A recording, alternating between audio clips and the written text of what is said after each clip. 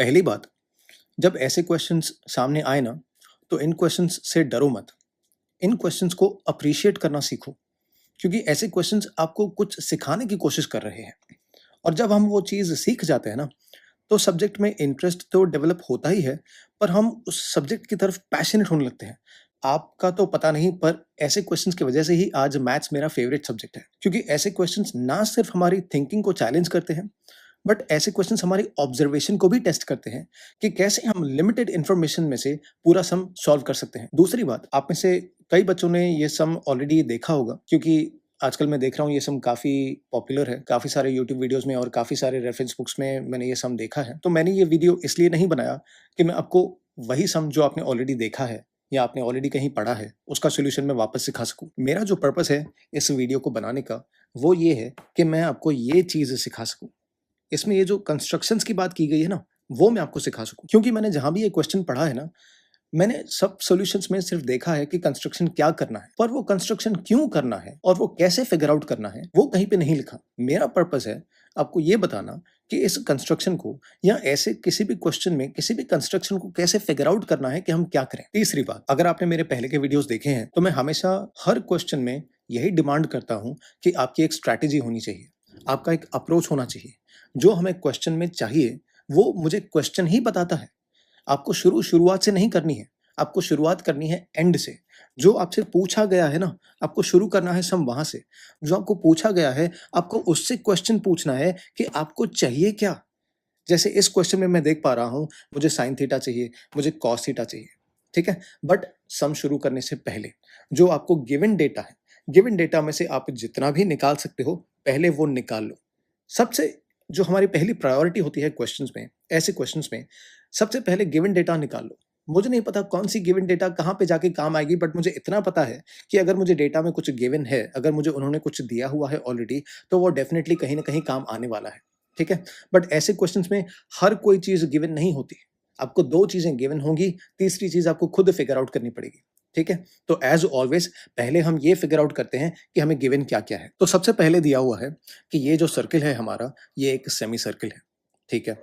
उसके बाद मुझे दिया हुआ है कि इस सर्किल का जो रेडियस है, वो 1 यूनिट है। मतलब हमारे पास ये जो ओपी है, ये 1 यूनिट है, ठीक है? तो 1 सेकंड के लिए हम लोग इसे साइड में कहीं पे लिख लेते हैं।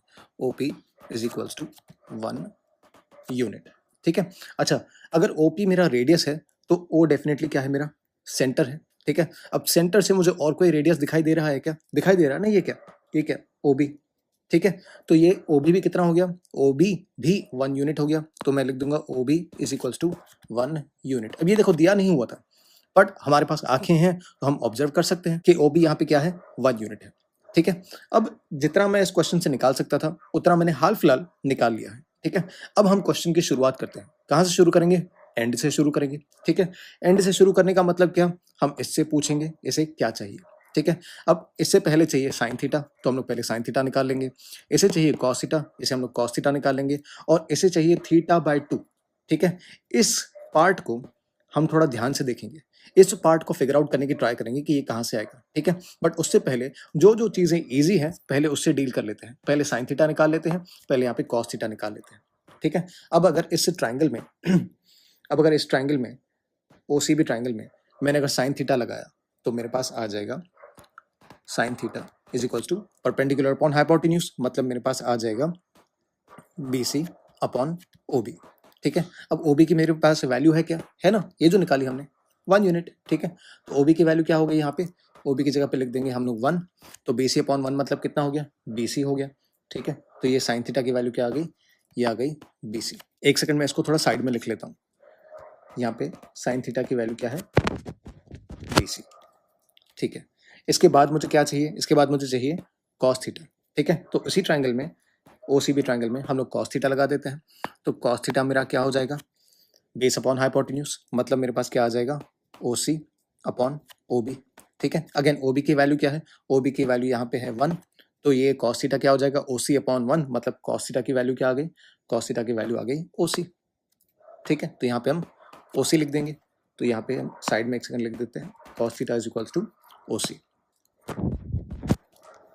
ठीक है? अब मैं आता हूँ क्वेश्चन के सबसे इंपॉर्टेंट पार्ट पे, ठीक है? जिसके लिए मैंने ये वीडियो बनाया है और जो चीज़ मैं आपको सिखाना चाहता हूँ। ठीक है, पहले मैं ये इरेज कर लेता हूँ, मुझे स्पेस थोड़ी चाहिए यहाँ पे। ठीक है, पहली बात तो मैं एक बात क्लियर कर देना चाहता हूँ कि इस सम को करने के 2 से 3 अप्रोच हैं। ठीक है, तो मैंने उसमें से एक ऐसा अप्रोच डिसाइड किया जो मुझे दिमाग में आने का सबसे ज़्यादा चांस है एग्ज़ाम में। ठीक है, जो मुझे क्वेश्चन में दिखाई दे रहा है क्लियरली कि हाँ, ये चीज़ मैं अप्लाई कर सकता हूँ यहाँ पे, वो अप्रोच मैं यहाँ पे अप्लाई करूँगा। तो अगर आपके पास डिफरेंट अप्रोचेज़ हैं इस सम को करने के, तो वो भी करेक्ट हैं शायद, लेकिन मैंने जितने सॉल्यूशंस देखे, वो अप्रोच में अगर आप जाओगे, फॉर एग्जांपल एक अप्रोच है कि हम लोग यहाँ पे एक्सटीरियर एंगल थ्योरम लगा सकते हैं। ठीक है, बट ऐसे अप्रोच में ना मुझे प्रॉब्लम क्या लगती है कि ऐसे अप्रोच हम लोगों को रट्टा मारने पड़ते हैं। एग्जाम में अगर ये क्वेश्चन आया तो मुझे याद रहना चाहिए कि इसमें हम लोगों को एक्सटीरियर एंगल थ्योरम लगाना है। ठीक है, और अगर वो टाइम पे याद नहीं आया तो ये क्वेश्चन सॉल्व नहीं होगा। तो इससे बेटर मैं एक ऐसा अप्रोच अप्लाई करूंगा यहाँ पे जो मुझे दिमाग में खुद से नेचुरली आए और जो मुझे याद नहीं करना पड़े। ठीक है, अब देखो इस डायग्राम में मुझे दिख रहा है कि ये मेरे पास एक आर्क है। ठीक है, और आर्क मेरी सेंटर पे एक एंगल बना रही है। एक आर्क है, एक सेंटर है और एक एंगल बन रहा है, और मुझे क्वेश्चन में पूछा है θ/2 मतलब एंगल का आधा। ठीक है, मतलब एंगल का आधा। ठीक है, तो जब मैंने ये वर्ड्स देखे ना तो मेरे दिमाग में इमीडिएटली एक चीज आई, angle subtended by an arc at the center is twice the angle subtended by it at any point on the remaining part of the circle. ठीक है, जब मैंने ये वर्ड्स को कनेक्ट करके देखा तो मुझे इमीडिएटली 9th क्लास का सर्कल्स का थ्योरम याद आ गया। Angle subtended by the arc at the centre is twice the angle subtended bye it at any remaining point on the circle. ठीक है, अब मैं मानता हूं कि हम सबको 9th के थ्योरम्स याद नहीं है।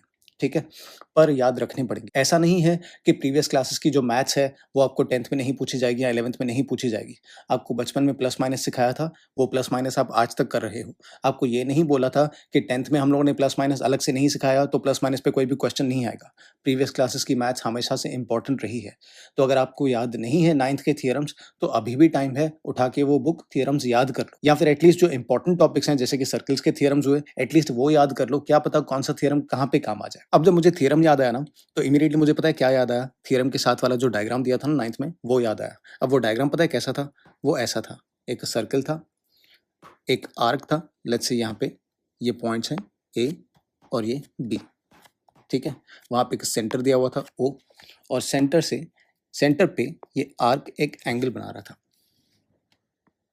सेंटर पे लेट्स से मेरा ये एंगल बनता है 70। ठीक है, तो उस डायग्राम में मुझे दिया हुआ था कि अगर ये एंगल 70 है तो यही आर्क जब आगे जाके किसी और पार्ट पे कोई एंगल बनाता है तो वो एंगल क्या हो जाता है, दैट्स राइट, उसका आधा हो जाता है। मतलब अगर ये एंगल 70 है तो ये एंगल कितना होगा, 35 होगा। ठीक है, अब मैंने क्या किया ना, अब मैंने इस डायग्राम को इस डायग्राम से कंपेयर करने की ट्राई की। ठीक है, मैंने ये देखने की ट्राई की कि मुझे इस डायग्राम में क्या मिसिंग है जो मैं इस डायग्राम से निकाल सकता हूँ। ठीक है, अब इस डायग्राम में मेरे पास आर्क है ए बी, इस डायग्राम में भी है, देखो आर्क है मेरे पास ए बी। ठीक है, इस डायग्राम में मेरे पास सेंटर पे एंगल है, इस डायग्राम में भी मेरे पास सेंटर पे एंगल है। ठीक है, इस डायग्राम में मेरा ये जो ए का आर्म है ये आगे जाके किसी एक पॉइंट से कनेक्ट कर रहा है। ठीक है, लेट्स से कि मैं इस पॉइंट को पी नाम दे देता हूँ, मतलब यहाँ पे ए जो है वो पी से कनेक्टेड है। ठीक है, इस डायग्राम में भी ए पी से कनेक्टेड है। तो इस डायग्राम में बाकी मिसिंग क्या है, इस डायग्राम में मिसिंग है कि ये जो बी पी से कनेक्टेड है वो यहाँ पे मेरे पास नहीं है, वो यहाँ पे बी पी से कनेक्टेड नहीं है। तो यही मेरा कंस्ट्रक्शन होगा। ठीक है, तो मैं बस यहाँ पे क्या कर दूंगा, तो मैं बस यहाँ पे बी को ए के साथ कनेक्ट कर दूंगा।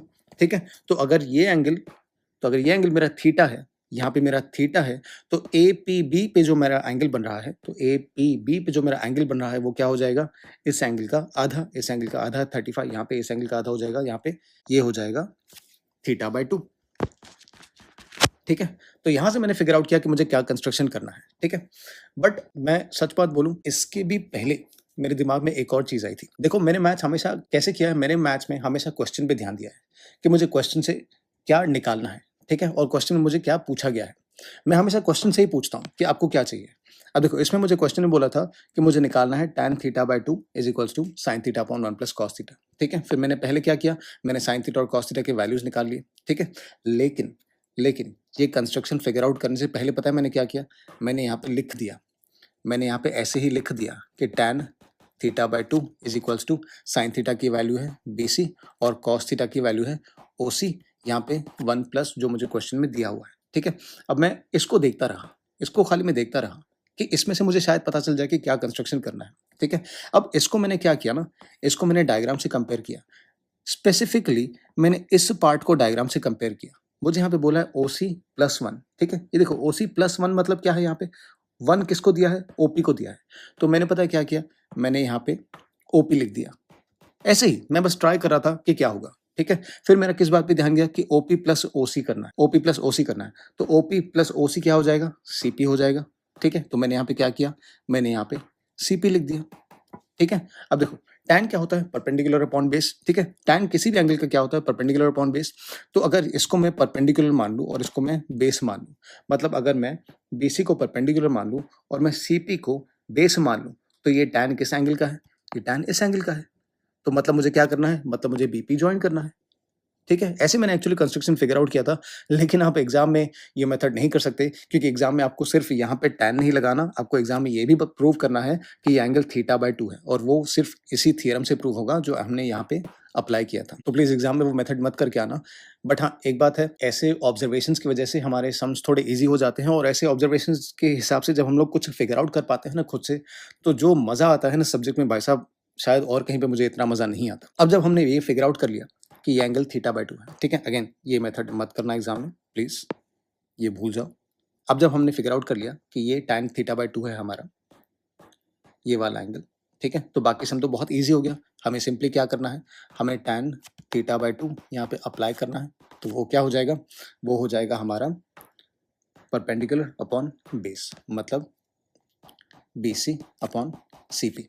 ठीक है, अब BC का वैल्यू क्या है, BC का वैल्यू तो मैंने डायरेक्टली निकाला है साइन थीटा, तो मैं यहाँ पे लिख दूंगा साइन थीटा अपॉन CP का तो वैल्यू मेरे पास डायरेक्टली नहीं दिया हुआ, लेकिन CP क्या है, OC प्लस OP। ठीक है, तो मैं यहाँ पे लिख देता हूँ OC प्लस OP। ठीक है, तो ये क्या बन जाएगा, साइन थीटा अपॉन OC का मेरे पास वैल्यू है क्या, निकाला था ना।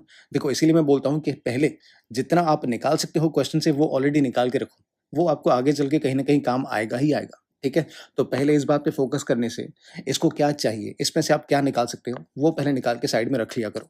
ठीक है, अब OC की वैल्यू क्या हो गई यहाँ पे, ये हो गया कॉस थीटा, प्लस OP की वैल्यू क्या है यहाँ पे, OP हमें दिया हुआ है 1, तो हम लोग यहाँ पे सिर्फ लिख देंगे 1। ठीक है, हो गया है मेरा question.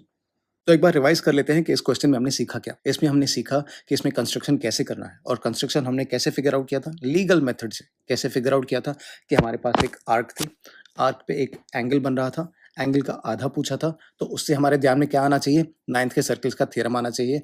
Angle subtended bye an arc at the centre is twice the angle subtended bye it at any remaining point on the circle. ठीक है, तो उससे हमने क्या किया, उससे हमने सर्कल से रिलेटेड ये जो डायग्राम है वो कहीं पे साइड में बना लिया। ठीक है, अगेन हम ह्यूमंस विजुअल लर्नर्स होते हैं, हम जितना देख के सीखते हैं ना, उतना सोच के नहीं सीखते। ठीक है, तो जब भी आपको दिमाग में कोई चीज आती है, जब भी आपको दिमाग में कोई डायग्राम आता है, तो साइड में कहीं पे बना लो और विजुअली उसको कंपेयर करो। फिर हमने क्या किया, हमने इस डायग्राम को इससे कंपेयर किया और देखा कि हमारे इस डायग्राम में क्या मिसिंग है। ठीक है, तो हमने जब कंपेयर किया तो हमने देखा कि इस डायग्राम में BP है, लेकिन इस डायग्राम में BP नहीं था, तो हमने BP को कंस्ट्रक्शन में फिगर आउट कर लिया कि यहाँ पे B को P से ज्वाइन करना है। ठीक है, उसके बाद तो बहुत ईजी था, हमने फिगर आउट कर लिया कि ये जो एंगल है थीटा, यहाँ पे हो जाएगा थीटा बाय 2, तो यहाँ पे थीटा है तो यहाँ पे हो जाएगा थीटा बाय 2। ठीक है, और उसके बेसिस पे ही हमने क्या किया, बाकी का पूरा प्रॉब्लम बहुत ईजिली सॉल्व कर लिया। ठीक है, अब देखो मैं चाहता ना तो मैं आपको डायरेक्टली बता सकता था कि इस सम में B को P से कनेक्ट करना है, यही हमारा कंस्ट्रक्शन है, ये ऐसे ऐसे थियरम लगाना है और ऐसे ऐसे सम करना है। ठीक है, बट मैं हमेशा खुद को एक स्टूडेंट की जगह पे रख के देखता हूँ कि अगर मेरे सामने एग्जाम होता मैथ्स का, वो भी बोर्ड एग्जाम, जब दिमाग पे सर पे इतना प्रेशर होता है, इतने सारे MCQs हैं सामने, इतने सारे 5 मार्क्स वाले क्वेश्चन हैं, इतने केस स्टडीज हैं 3 मार्क्स वाले क्वेश्चन हैं, तो शायद वो टाइम पे मेरे दिमाग में नहीं आता। तो उस केस में मुझे अपनी मेमोरी पे रिलाई करना पड़ता कि मैंने ऐसा क्वेश्चन कुछ प्रैक्टिस किया था क्या, अगर प्रैक्टिस किया था तो उसमें मैंने क्या कंस्ट्रक्शन किया था। तो अगर वो टाइम पे आपकी मेमोरी में वो ध्यान में आता है तो ठीक है, अगर मेमोरी में ध्यान में नहीं आया तो फिर तो ये क्वेश्चन सॉल्व होगा ही नहीं। पर मैथ्स रट्टा मारने की चीज नहीं होती है, मैथ्स समझने की चीज होती है, और जो भी आपको समझना है किसी भी क्वेश्चन को सॉल्व करने के लिए, मैं फिर से रिपीट करूंगा, वो क्वेश्चन ही आपको बताएगा कि उसे क्या चाहिए। सिर्फ क्वेश्चन से राइट क्वेश्चन पूछना सीखो, एक बार आप क्वेश्चन से क्वेश्चंस पूछना सीख गए ना, तो कोई भी आंसर ऐसा नहीं है जो वो क्वेश्चन आपको नहीं दे पाए। आई होप आपको इसके पीछे का कंसेप्ट समझा। आई होप आपको ये समझा कि मैथ्स के क्वेश्चंस में ऑब्जर्वेशन का जो पावर होता है, उससे बढ़ के कुछ नहीं होता। अच्छा, जाने से पहले आई जस्ट वांट टू से वन थिंग। आप में से बहुत सारे स्टूडेंट्स ने बहुत अच्छे-अच्छे इंस्पायरिंग और मोटिवेटिंग कमेंट्स किए हैं मेरे वीडियोज़ पे, उसके लिए thank you very much. I appreciate them more than you know and it means a lot to me. मिलता हूँ आपसे नेक्स्ट वीडियो में एक नया प्रॉब्लम लेके। तब तक thank you for watching and good night.